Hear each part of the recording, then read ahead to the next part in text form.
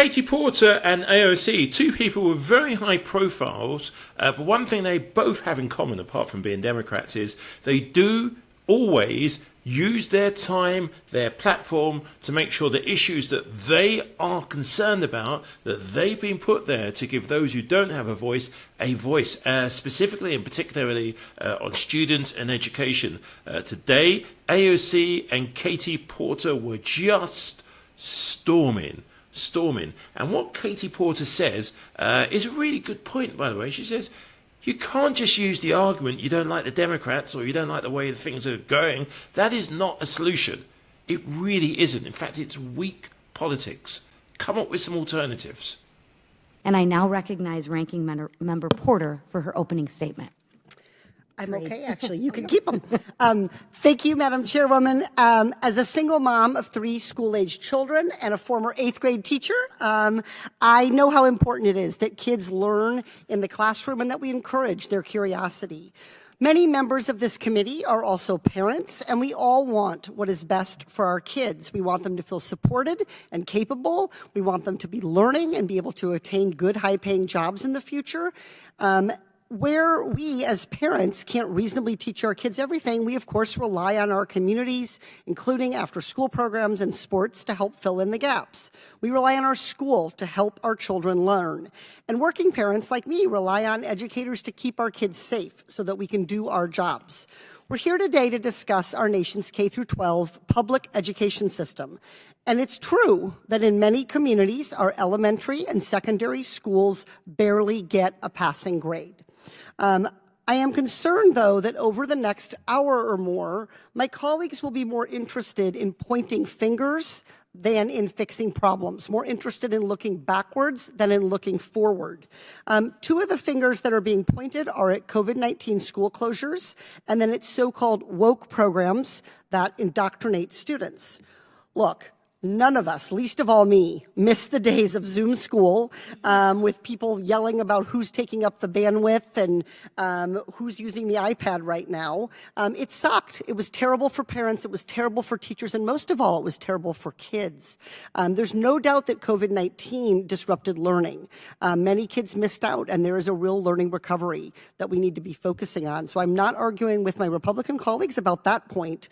But the reality is that even before COVID-19 reached our shores, and long before Republicans made critical race theory a rallying cry, K-12 achievement was less than outstanding, less than where it needed to be for us to have a strong, stable, globally competitive economy. In 2019, our national K-12 achievement score was a C. I'll say it again, a C. If we're serious about solutions, we have to start with the facts and look at the real reasons that kids are struggling. There's a long history of unequal and inadequate funding for public education that has not set our kids up for success. And I fear, and I think we need to be careful not to devalue the hard work of teachers. We need to not paint them as agents of indoctrination. Instead, we need to be acknowledging their partnership in raising our kids. We should be using this hearing to discuss solutions and support our states and localities in fully funding K-12 schools, including what we need to be paying our teachers to recruit the next generation of educators.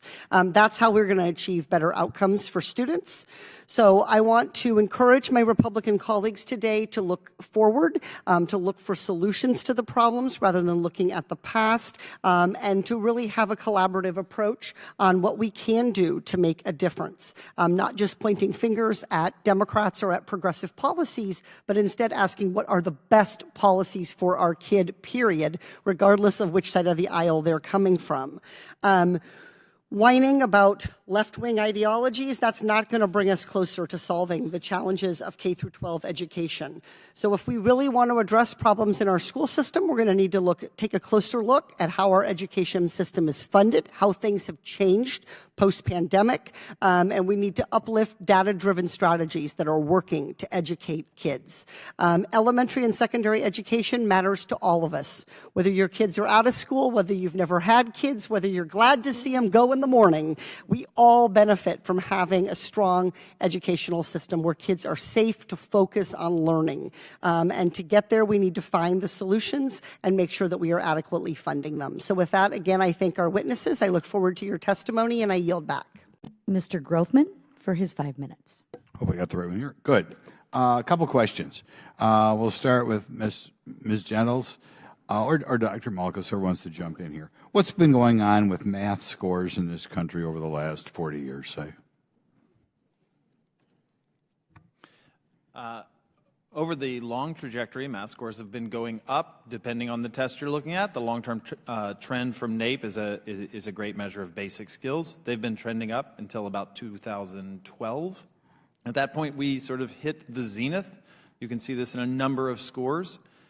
In the aftermath, they started to decline a little bit. When the pandemic hit, they fell dramatically. I think it's important to note how they fell. They fell on average, but the students that were scoring sort of at the higher end of the spectrum, at the 90th percentile and the 75th percentile, those students did not suffer dramatically over the pandemic. Their scores came down.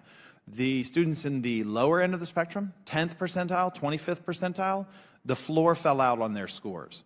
If this was more even, what we would have is achievement gaps fixed, but everyone losing math progress, lower achievement than previous years. What we have is both lower achievement and larger achievement gaps. So people are not doing as well in certain groups. In Wisconsin, which is the state I know best, probably the district with the largest share of people of color, students of color, is the city of Milwaukee. And we spend substantially more per pupil in the city of Milwaukee than almost every other school district in the state. Nevertheless, we get people running down the city of Milwaukee schools saying that you can't succeed or they're somehow inferior to other schools. Do you think it has a negative impact on students if they're constantly told their schools, particularly when it's not true, that their schools are underfunded or implying that they're less funded than other schools? I think that there's a problem with constantly denigrating education, and I'm sure we can all agree that we don't want to be here just to denigrate K-12. I guess what I'm trying to get at here is there are people who imply that it's expected, I guess, or this is the reason why people of certain demographics don't do as well. Now, it's irritating enough that we actually spend more on those schools, but do you think when we talk about how we're down on people of certain demographics, it causes any defeatism in those students? Well, we certainly don't want to have the bigotry of low expectations, something that we heard a lot during the Bush administration, that there were efforts underway to put that in the past, but certainly we have that again now that we're using the pandemic as an excuse for low performance among low-income students in particular. So we don't want to tell families from particular areas or particular backgrounds that they cannot achieve, that their students should not be expected to achieve. Next question. I think part of this DEI stuff, insofar as we insert it in younger children, implies that if you're not of European ancestry, you're not going to do as well in this country. Now, from what I read, at least economically, people from Asia, being Indian, subcontinent, Chinese, Filipino, Cuban, even Nigerian, I think at least, I believe, I'm not sure about Nigerian, but I think, are doing better than Americans of European ancestry. Is this part of the diversity, equity, and inclusion curriculum? Are young people being taught how well people from non-European backgrounds, from China or Philippines, for India, are doing? Are you aware? Is that part of the curriculum?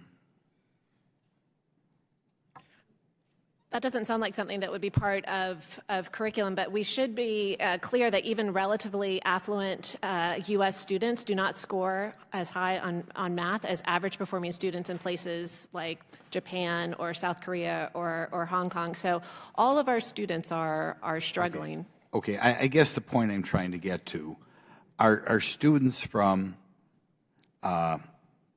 backgrounds, non-European backgrounds, doing better than average Americans? And are young people being taught that, or are they being taught how we're being too unfairly good to Americans whose ancestry around here goes back decades? Quite honestly, I'm not sure about the curriculum and contents in DEI indications. There's quite a number of differences between different groups, and my fear is that most of the curriculum is insufficiently demanding of students of European ancestry or what other group that we have of them to deal with the particulars of those arguments. Thank you. Thank you. The chair now recognizes Ms. Ocasio-Cortez for 5 minutes. Thank you. I don't know what I just heard right now, but I think when we talk about students of a certain demographic, you know, as a woman of a certain demographic, I would be happy to illuminate some of the disparities and discrepancies that we're talking about here. In fact, I wonder if any of my colleagues, anyone here, can articulate in this discussion of absenteeism. We say, you know, people aren't showing up to school anymore. It's because they don't. There's an insinuation that it's because people don't want to go, or there's a different attitude. But do we actually know what one of the leading causes of school absenteeism is? Asthma. Asthma. I represent the Bronx. I represent kids whose only meal that they'll eat in an entire day will be from school.